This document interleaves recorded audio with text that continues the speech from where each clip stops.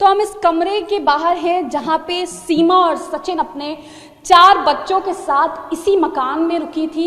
इस देखिए ये अभी खाली है। यहाँ पे सीमा तकरीबन 1.5 महीने तक रही और हमारे साथ बातचीत करने के लिए भी है मकान मालिक। ये बताइए किस दिन आई और किस दिन गई, वो तारीख याद है आपको? हाँ, लगभग मुझे जो कंफर्म जो है 13 मई को आई थी और 1 जुलाई को वो चली गई थी यहाँ से। जब तक यहाँ पे सीमा रही अपना कोई सामान उमान छोड़ कर गई, कुछ ऐसा छोड़ कर गई जिससे कोई सबूत? पुलिस आई तो उन्होंने क्या पूछा आपसे? ना, पुलिस आई थी, उन्होंने यही पूछा था कब आए ये, कब कैसे रहते थे, क्या पहनावा था, कैसी भाषा थी। अब एक बार बताओ, हम तो बात करते नहीं थे क्योंकि वो औरत थी, हमारा क्या मतलब था उससे बात करने का।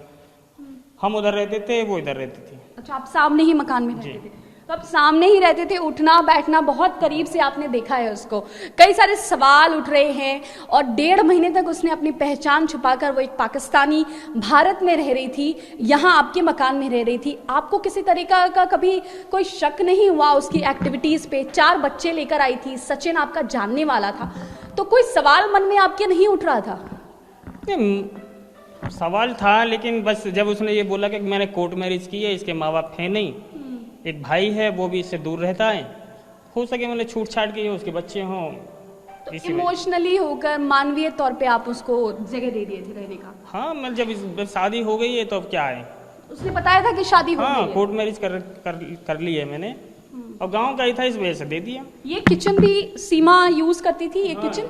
तो ये जो किचन आप देख रहे हैं, इसमें ही तकरीबन 1.5 महीने तक खाना बनाया सीमा ने, और सचिन और उसके जो 4 बच्चे हैं वो इसी रूम में रह रहे थे। सामने ये मकान मालिक का घर है, वो लोग भी यही रहते थे। और ये जो घर है, ये जो मकान है जिसमें सीमा रहती है, वो फिलहाल खाली है। और यहाँ पे कई बार पुलिस भी आई है पूछताछ के लिए, और फिलहाल जो जानकारी निकल कर आ रही है वो यही है कि सीमा यहाँ पर 13 मई से लेकर 1 जुलाई तक इसी कमरे में रही, और इस दौरान उसने अपने पहचान को लेकर के बार बार झूठ बोला।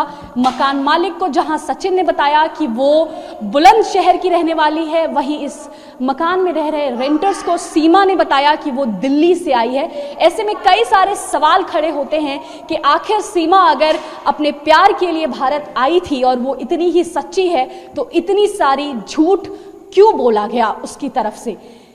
हालांकि फिलहाल ये एजेंसीज देख रही हैं इनको, और ये कई सारे सवाल इस पर उठ रहे हैं, लेकिन फिलहाल खबर यही है कि इसी मकान में 1.5 महीने तक तकरीबन सीमा रही, और यहीं से वो भागी अचानक से जब पुलिस को जानकारी मिली, और जब सीमा को ये पता चला कि उसका जो छुपन छुपाई चल रहा था, जो अज्ञातवास था, वो पुलिस की नजरों में आ गया है। कैमरामैन राजू के साथ ऋतु रोहिणी, TV9।